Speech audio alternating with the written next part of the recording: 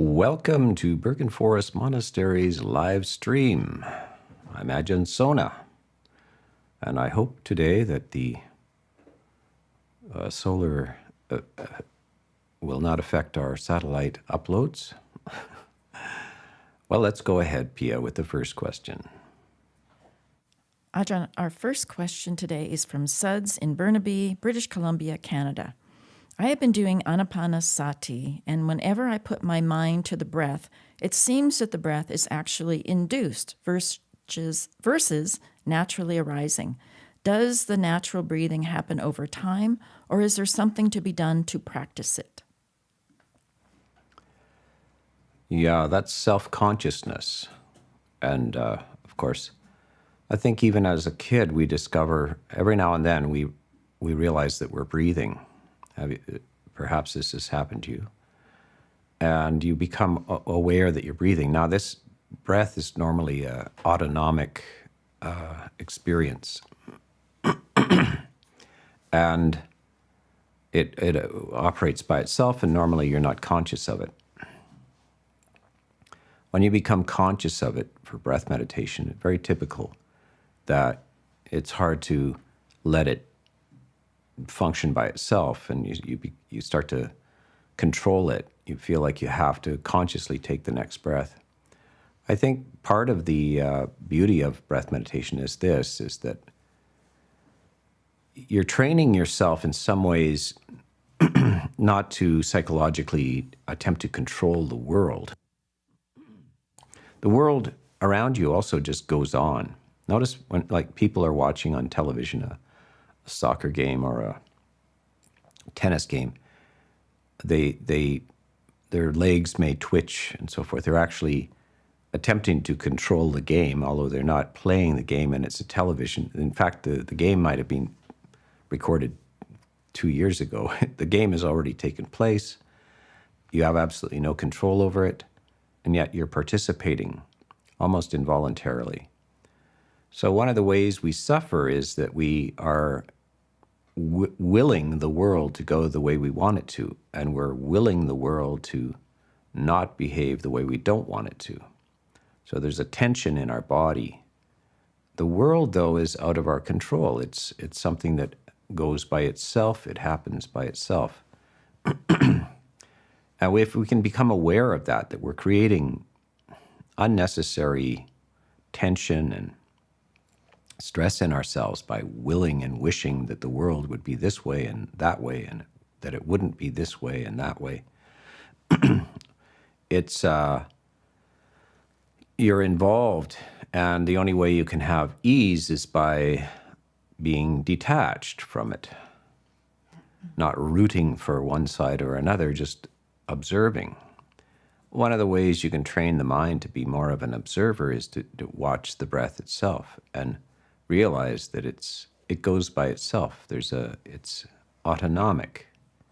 It works by itself. And so you get to investigate this difference between voluntarily breathing and allowing it to be. So this is part of the exercise and part of the training in a sense. This is so we can eventually just do it a lot, the breath meditation. Eventually, you come into the observer's chair, and you're merely watching. You're allowing it to be. It's like watching clouds. You're not trying to direct the clouds. You're just gazing at the clouds. So you're gazing at the breath without distraction. This could, in fact, gazing at the clouds is a similar kind of exercise. If you can, especially if you can lose recollection of the rest of the events of the world, if you're just gazing at the clouds as they change and move, then it could be a very satisfactory kind of experience. The breath happens to go with you all the time. You don't always have the access to the clouds, but you always have access to the breath. So it's a portable meditation platform. And it has training. It trains the mind in all kinds of interesting ways. It's very effective psychological trick to train the mind and to change how you relate to the world.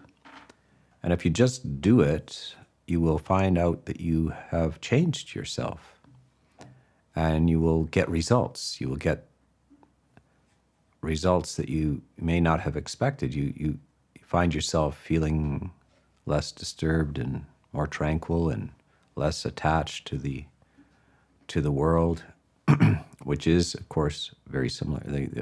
A video or a film is just two-dimensional representation of the world. And look how lost people get in that.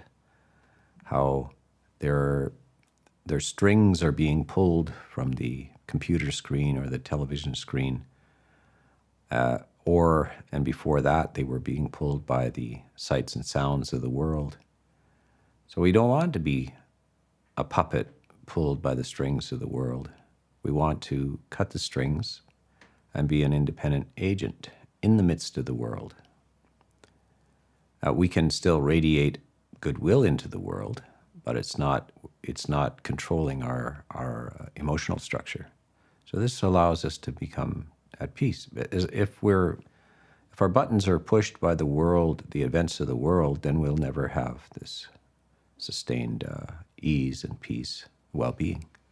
So we just develop exercises for us. And primarily it's, first of all, to get the vision. Do I want to be or detached from the world? And what are the advantages of that? And that has to be explained. Lots of people think that, if you weren't attached to the world, what would you be? It's like their whole life is around this kind of drama that goes on. And yet they're trapped in the drama and they feel like they can't get out of it. And at the same time, they don't understand. Well, you are the cause of the melodrama. They don't know the alternative. The alternative is not being a robot that has no reactions. It is that you can, if you're not stressed, then you can generate these positive emotions. All emotions, by the way, are not generated by the world. They're generated by you towards the world. So you're projecting onto the world, and you can decide what types of emotions you wish to have. And it's a process. It's a skill that you develop, but it's the thing that you should be doing in life. Your well-being and happiness is a great priority in existence, and nobody else can do it for you. It's something that you're responsible for. Your own well-being and happiness is something you're completely responsible for. Nobody else can make this happen for you. So you keep working at this breath thing with a sense, without a sense of hyper self-consciousness about it, until you're at ease and the breath is merely happening. Okay, let's go on to the next question, Pia. Next question is from the live stream from Delaney. Dear Venerable Sir, does consciousness adhere to the principles of cause and effect? Are our choices truly autonomous, or is the notion of free will merely an illusion? Yeah, this is has kind of revived. Of course, this is an old philosophical debate in Western philosophy, and it is also in the East as well. And it's still raging back and forth. Is it possible? What does free will mean? And it means the idea that you are not bound by the past to make a new decision. But does the decision happen randomly? Is it purely spontaneous or chaotic? Or, because that would be problematic if things just popped out of your mind without cause, you wouldn't actually be free. It would be more or less terrifying. You would know, you have no idea what's going to happen next. So from a Buddhist point of view, the Buddha bypasses the dichotomy of are you completely determined or are you completely free? He would say neither. What you are is is conditioned, but not determined, meaning that you can make efforts. You decide where you want to go and how you want to be, and then you can make a series of decisions, skillful decisions based on that to arrive at your destination. And you are traveling with a map, and you have this concept of where you want to get, and you can get there from here. It's not a random process. So consciousness is not a random process. But by the way, consciousness is only one aspect of the nature of the mind. The mind is in relationship to your body. It's in relationship to perceptions. And perceptions, by the way, are types of memories. They're an accumulation of knowledge from previous experiences. So when a child sees a cup, like a baby sees a cup, they don't actually see a cup. They just see an object. They don't know what that object is. They have no name for it. They don't have previous history with it.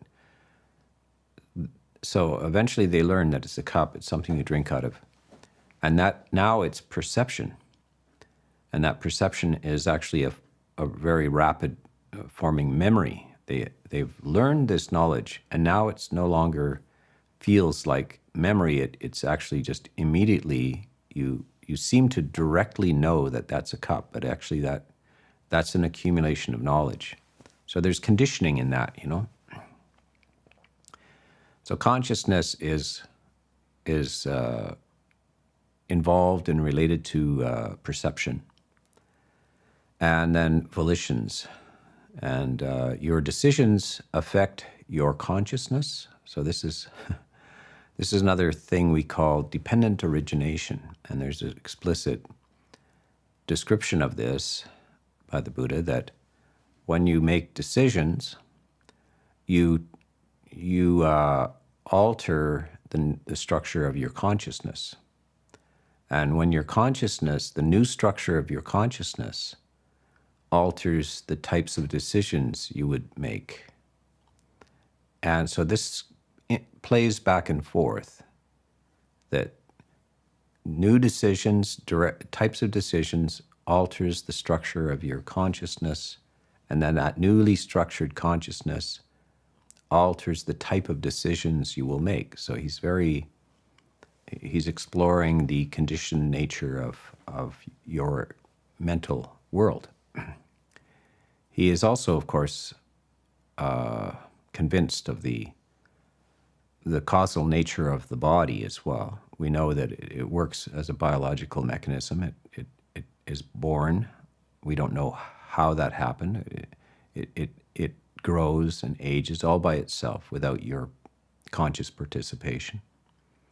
And it's interfacing with consciousness and perceptions and decisions, etc. So these are common themes in Buddhism to examine this nature. And well, thank goodness that it is not a random process, but it is a conditioned process. So this gives you control over your future. You can actually basically get anywhere from the place you are, anywhere in the universe of consciousness. So this is what you can see. This is how humans have developed over history.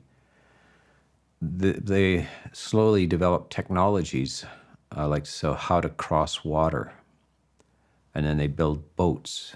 And the boats, at first they're just building rafts that drift on the ocean, and then they learn to control it. They learn to paddle, and then they learn that the wind can move them around, and then they develop a sail. But the sails are very primitive, and so they can't really navigate precisely. And then they get new designs for sails and tillers, that thing that is in the water at the end of the boat that helps direct the boat. And then they gain knowledge of currents in the water, and then eventually, so they have a sailboat, which they can basically get anywhere with. But they're still at the mercy of the winds and the current. if you have all of the components of this sailing boat, you can even sail against the wind by what they call tacking at 45-degree angles and so forth. Eventually, that is surpassed by motors and propellers, where you can go directly into the wind. You're not reliant on the wind anymore. So this is the discovery that humans keep aspiring to, is they want to go to the place they want to go. And the Buddha is saying, well, isn't that marvelous? You see how you can do that. You've figured it out. You have motivation. You want to be able to go where you want to go, and you want to go there for various worldly reasons. Wouldn't it be good if you learned how to navigate in the inner world, your emotional world, so that you could go towards the emotional quality of life that you wish to have? And he says, I systematically teach you how to sail in the inner world. And the better you get at it, the more capacity you have to live and feel the way you want to. But it's a matter of accumulating knowledge, and it's training. So this is very important, that it's not random. You're not just dropped into the ocean and blown about by currents and wind. You're actually navigating. So this is the difference. Is you become a navigator of your own life and a captain of your own ship. And then you can explore, you can find new places, you can find paradise in there as well. You can sail to paradise. So this is the process. It's very, very important. It's a training, knowledge and training. By the way, it's not late nights reading books about voyages. It's not an armchair sailor. So you're actually going on the journey. You're going to graduate from just reading about the inner journey to actually going on the inner journey. And this is where we see some people want to stay on land and not have the adventure. They want to read about the adventure, but they don't want to have it. And at others, the Buddha is saying, become the sailor. Go on the voyage. Don't just read about it. Okay, next question, Pia. Ajahn, our next question is from the live stream from Mr. H. in Bristol, United Kingdom. Dear Ajahn, do you have a view on what causes terminal lucidity during the dying process for some people, and also why it doesn't occur for everyone? Yeah, we should define that. Terminal lucidity, it sounds like that lucidity is the cause of death, but no. The approaching death is sometimes the cause of lucidity. So in the midst of, as people decline into near death, they often, dissociate, they hallucinate, they become irrational. But closer to the time of death, sometimes they rise out of it into a state of deep lucidity. They know where they are, they know what's going on.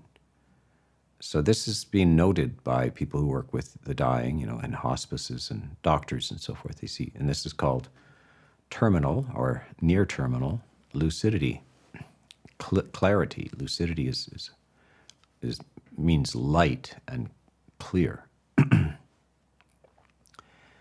And this is very clearly explained in the Dhamma in Buddhism, especially in what's called the Abhidhamma, the more technical technical descriptions about what happens in the mind, and it's astonishing, the detail. We haven't come to this level of detail in modern times. Mostly religious and philosophical texts in the West, Christianity, Islam, Judaism, and so forth, are not all that detailed about the precise workings of the mind. Buddhism is because it's not preoccupied with salvation through faith or God. The salvation is through understanding the mind and knowing how it can produce good results. So everything is technology that has been put into it. In modern West, the nearest thing we can come to is the modern types of psychology, and they become interested in what happens near death. The Buddhism has articulated right down to the thought moment. They say that thought moments are actually composed of 17 parts. They've analyzed it down to 17 parts. It's almost atomic, like, first we discovered atoms, where we theorized there were such things as atoms. And then we actually started to perceive them through technology. And now we realize there's parts to atoms. There's protons and neutrons and electrons. Astonishing. This is absolutely astonishing. Well, Buddhism has sort of done this with the mind and thought moments by people, monks who are very advanced in their meditation, slowing down the processes and examining, both with the direct perception and by reflecting and probably discussing it with each other, what is going on and what must be going on. This is kind of what happens in physics, is that there's theoretical physics and then there's experimental physics, and they decide this must be going on. You can see this in they theorized the Higgs boson particle in the 60s, and they didn't confirm it until sometime 8 or 10 years ago. So they theoretically knew that this must exist, but they couldn't confirm it. So this is the kind of process they're doing at the mental level in Buddhism in the 5th century BC, 4th century BC, 3rd century BC. So yeah, this terminal lucidity is that consciousness kicks in automatically near death, and then they describe what happens. What is that? Of course, Buddhism has a belief or a theory or a knowledge that one departs from this body to a new body, and consciousness has to reflect this. And consciousness is not a thing, it's a process. And the process is automatic near death. And it's a life review, so this is also reported. People have life reviews.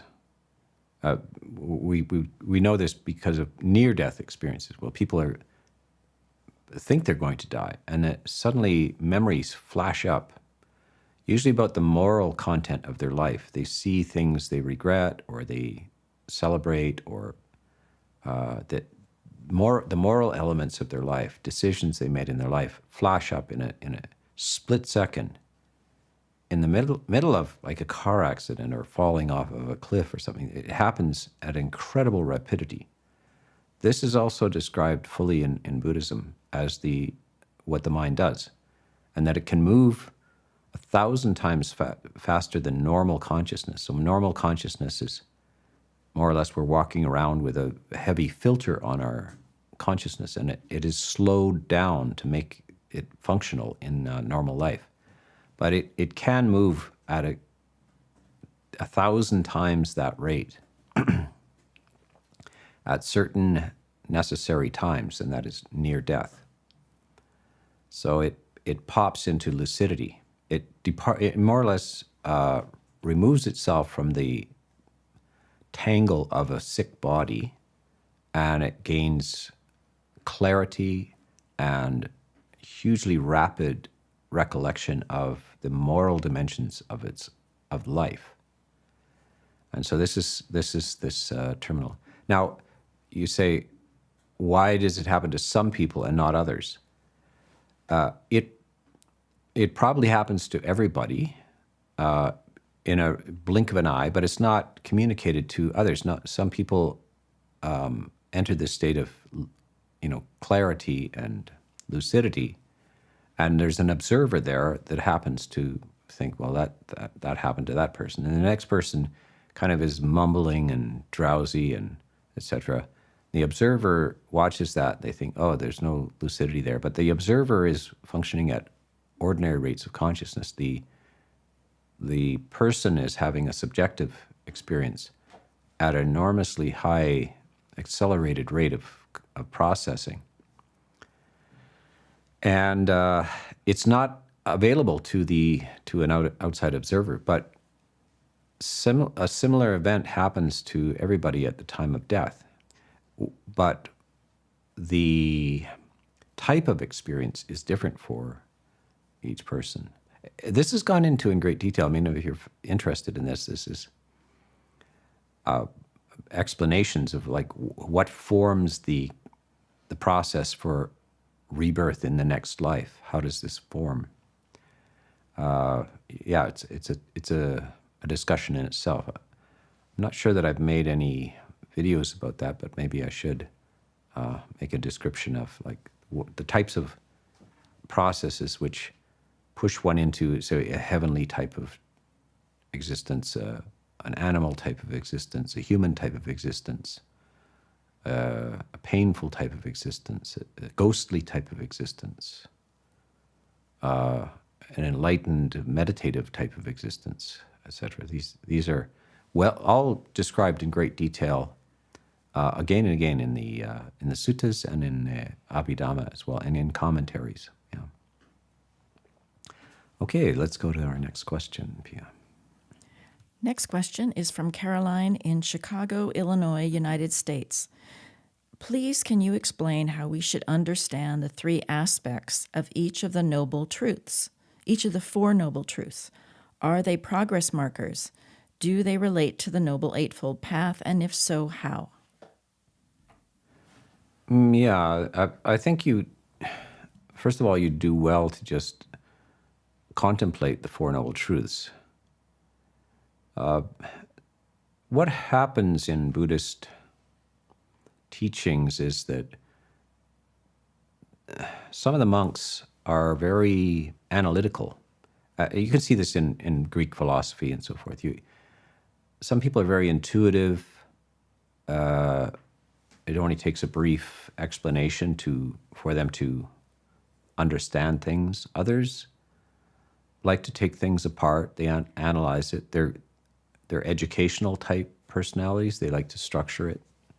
So the Four Noble Truths are quite easy. There's suffering. There's a cause of suffering. There's an end to suffering, and there's a path to the end of suffering. That's the Four Noble Truths. And then some fairly obvious things is that if you don't understand what suffering is, there won't be any element of the truth to it. So one of your obligations to this first noble truth, there is suffering, is to understand it, understand what is meant by there is suffering. Lots of people don't. You commonly hear say, the Buddhists think that life is suffering. I don't see that as suffering. I'm having a good time. It's not suffering. Maybe some people suffer. I'm not suffering. Or there's a little suffering, but etc. So that's a lack of understanding of this truth. So this is one of the sort of the three modes that are applying to these truths. So the cause of suffering. So you have to examine the cause, then you understand the cause, and then you then find the proper relationship to this cause. And again, the third noble truth is there is an end to suffering. So you have to comprehend what that is, and then have you accomplished it? Has it been accomplished? So that's another relationship to a truth, is that I have examined it, understood it, and completed it. This is like on your college examination. To get into college, what do they call this thing? The LSATs. SAT. Yeah, that's the American thing. I'm Canadian, so we have different things. Kind of like an IQ test, And you read these things. First of all, you got to figure out what it is. It's a little math question or a tricky little question, a logic question. Three pipes go into a fountain, and one of them fills it in 15 minutes, the other in 45 minutes, the third in an hour. How soon will the fountain be filled if all three of them are running? So you think, let me just understand this, and then, okay, now how would I apply a method to this that will get me to the answer? Okay, now I have the answer, and it is being complete. So this is the same with the Four Noble Truths. It's like, what is the Buddha saying? How to what degree have I understood this? And if I've understood this, have I accomplished the purpose for explaining these Four Noble Truths? Am I now liberated? So this is this basis. And I think as time went by, this is probably developmental. I think the Buddha might have explained it in the first sermon, but more or less, I think that monks had to work through it, and they had to educate new monks as well. So some monks are very good teachers. They take on students, and they systematically explain things. And so some of the suttas are explanatory suttas. The sutta, by the way, is a discourse by the Buddha or a disciple. And the Buddha says, if one of my disciples explains it well, you may take it as the word of the Buddha. So these suttas are sometimes fleshed out and articulated in various ways by his disciples, but they're all in line with it. It's just there's a lot of ways to explain things. If you take up music, your different music teachers will explain theoretical concepts in different ways, and mathematics will be explained in different ways. There isn't. I remember one I think a physicist saying that there isn't a right way to do math. There's a number of ways to do math, and eventually you get the right answer. So that must be the right way to do it. So this is the case with examining Buddhism, and this is like this 12, dividing it into 12, the Four Noble Truths, multiplying it into 12 ways of looking at it. Okay, let's go on. Next question from the live stream is from Raphael in France. Dear Ajahn Sona, what is the nature of the relationship between the mind and spiritual practice? My understanding is that the mind is synonymous with ego. Yeah, it can be, and this is very classic with spiritual practice. When you start, you have an ego. You have a self, you have a lot of ignorance, conceit, etc. This is, it's all right. This is, we have to start somewhere, and we can't start with enlightenment. We have to move towards it. So yeah, we have an ego, and we can even get quite conceited about the fact that I'm a meditator and they're not meditators. I'm better, I'm good. No, and then what about the other meditators in the hall? I bet I'm the best one. Or maybe the opposite is like, I'm not the best one. Darn it, I feel so bad. I can't do it. They can do it. So this kind of stuff is ego elements, but the mind is not ego. The mind is a neutral substance that can formulate in 1,000, tens of thousands of patterns. So it does not necessarily intrinsically ego. It's a process, and the ego is just distorted ideas about I'm the best, I'm not the best, I'm the worst, etc. It's a comparison kind of ideas. That sense of conceit, the sense of slight self even, it begins to be diminished at the first stage of enlightenment. Well, it can be diminished before that. You realize, well, why am I thinking these things? It's just a waste of time. Like I'm me and they're them, and there is no comparison. It is like comparing yourself to a tree. Why would you do that? Are you better than a pine tree or worse than a pine tree? Or equal to a pine tree? No, like, there is no comparison. And are you better than the person beside you? Worse than them? Neutral to them? How does that help? You are who you are. That's all.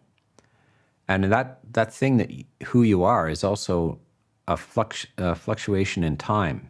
So you're not who you were yesterday, and you won't be there tomorrow. Somebody else will be there tomorrow. So all of this waste of psychic energy by creating this basically a fantasy self and all the comparisons is just a bad use of psychic energy. That's all. It's just a waste of time. So the mental processes themselves can produce well-being, or at least the reduction of suffering. So that's the employment for it. The last nuance of self, what are roughly called conceit, is eliminated at the third stage of enlightenment, between the third and the fourth stage of enlightenment. So at the third stage of enlightenment, very advanced state, there's still a trace of self in there, a sense of self in there. It's a leftover kind of odor of self. The self has been eliminated, but there's still a little trace of the smell of the self. And that's only eliminated by full enlightenment. Yeah. Okay, so the next thing I want to mention is this is Mother's Day in here where we are. I don't know whether it's Canada, U.S., North America. So happy Mother's Day to everybody, including my mother, and everybody's mother. Okay, next. Next question is from Mudita in Alberta, Canada. I'm starting a new journey with Parkinsons, being aware that my mind is playing tricks. Any feedback as to staying with the moment of it all? I still have my joy. Well, the best thing is don't take it seriously. Make a friend out of Parkinson's, and you can have this friend that is plays tricks on you, plays a lot of practical jokes on you. Just laugh. It's not serious. The whole process of aging and the kind of things that happen to our mind, including and our body, including Parkinson's, is normal. Nothing surprising. Nothing unusual. The whole of life is a bit of a joke. The world plays pranks on us. There's all kinds of deceptions. Our whole childhood is full of weird, wrong beliefs, isn't it? We believe we can walk on the clouds. We think we could have a castle on the clouds. We have weird and mistaken ideas about things. We don't understand what's going on. It's just part of the whole process of life. We're continuously being tricked, fooled, and deceived by everything, and including our own minds. So it's nothing new that Parkinson's is playing tricks on your mind. You've had tricks played on your mind your whole life, and this is just a new kind of chapter in this strange novel, this strange sci-fi novel that's called Your Life. Everybody is going through this. So the only way to be in relation to this is without any fear, and stay light and not too serious. Just do what you can to, if there's medicines that help, you go take the medicines, etc. But, it's a one-way trip. We all depart from this life and get refreshed on the other side with a new body that's not got Parkinson's, some sort of new existence. This is the whole of life is like this. So it's primarily convincing ourselves, don't get lost in it. Don't turn it into a tragedy or a melodrama. Just, this is the the trickiness of life itself. Yeah.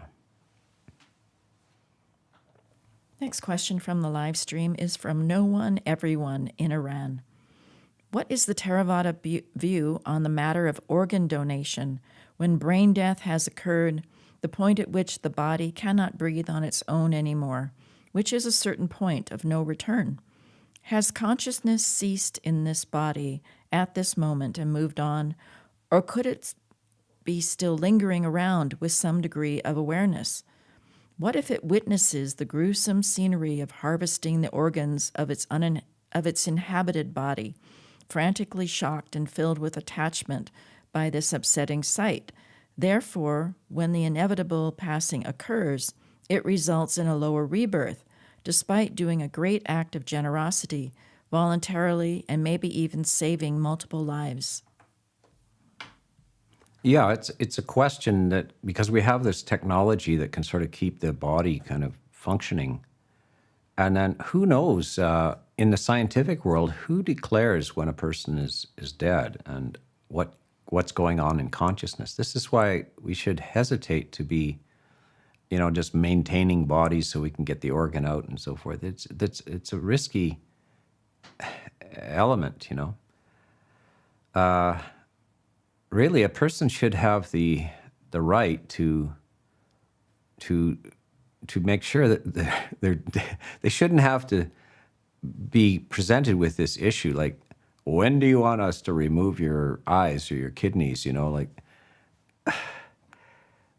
Everybody should have the right to say, just don't molest my body until it's completely, we're absolutely dead. And if there's respiration going on, everything, maybe I'm not dead. So who knows? Like, there's all kinds of nonsense about brain function. When this happens, the person is dead. But then we discover that people with almost flatline or perhaps flatline brain response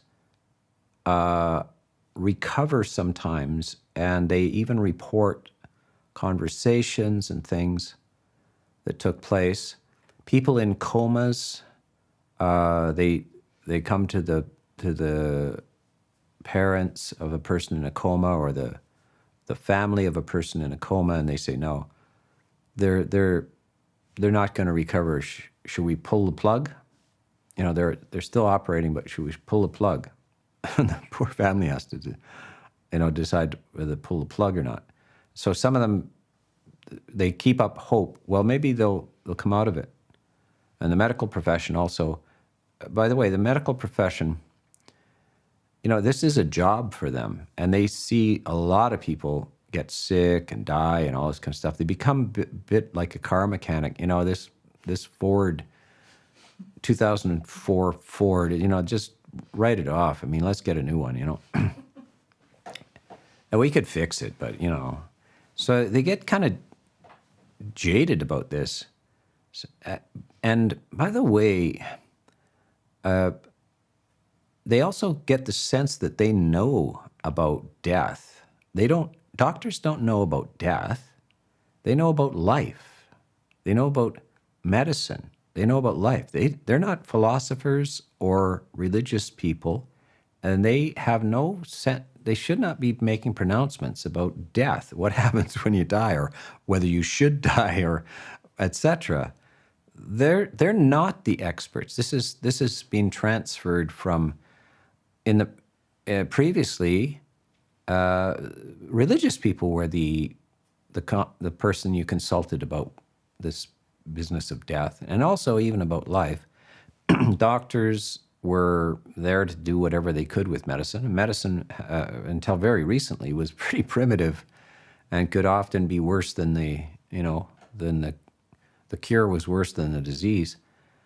So it's only in recent times, when we're so technological and scientific, that doctors have been given sort of a godlike, or the religious kind of idea that they're the deciders. So in the modern West, we have this thing called euthanasia, where you can choose a good death kind of thing. And they bring in a whole bunch of doctors to consult. Suddenly doctors are now priests or monastics or philosophers or something, why are they bringing them in to consult about this issue of whether we should have allow people to kill themselves, or the society should do the euthanasia? Like, they're not really the people that have access to it, but we're such a technological and scientific society that we have now transferred the powers of decision, which used to be religious, to technology and science. Is that a good idea? I don't know. So in the case of near death or comas and stuff, so some people have been taken off after years on a machine. They finally take them off the machine, and guess what? They recover. They don't die. So I guess you were wrong. So sometimes they don't recover, they die. But sometimes they recover. So it's an area which is we should be very careful with, unless you're not concerned with killing people. And from a Buddhist point of view, we should be very, very concerned with killing people. Like, death is not the problem. Killing is the problem. So Buddhism has an ethical concern with don't kill beings. Don't kill them. That's a big problem, killing. Dying is not a big problem. Dying is not a problem. That's for sure. It happens to everybody. But killing, don't do that. So give lots of distance from any involvement of making a decision to kill somebody, out of compassion or something like this, etc. That's something you have to be very, very careful. Stay back from that. And if it means losing, not having access to an organ or something, that's the way it goes.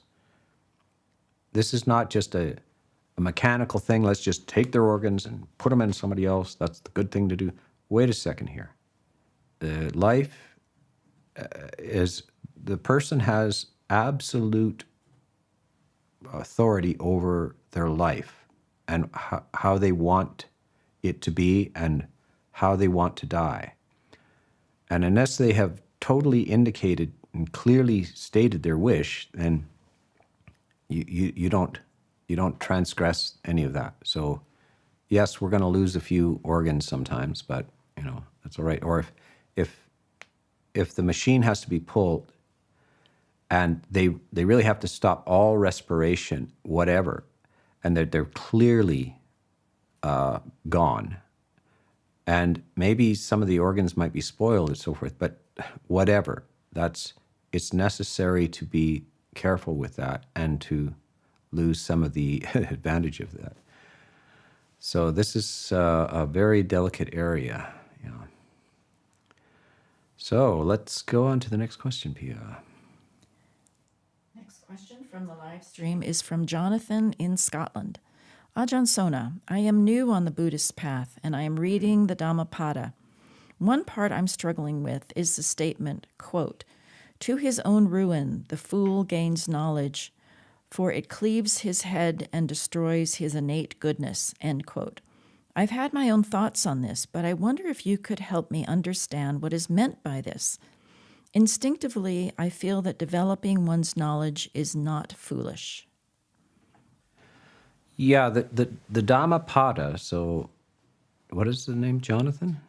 Jonathan is referring to the Dhammapada. This is a very classic text in the Buddhist canon. It is more or less the Reader's Digest of, I don't know whether people know what the Reader's Digest is. Does that thing exist anymore? I don't know.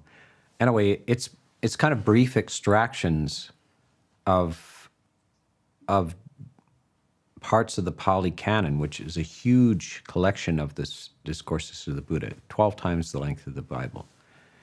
And, monks and some scholars and a few dedicated lay people really have access to the whole thing, and they've read the entire collection of the teachings of the Buddha, but most people won't and can't.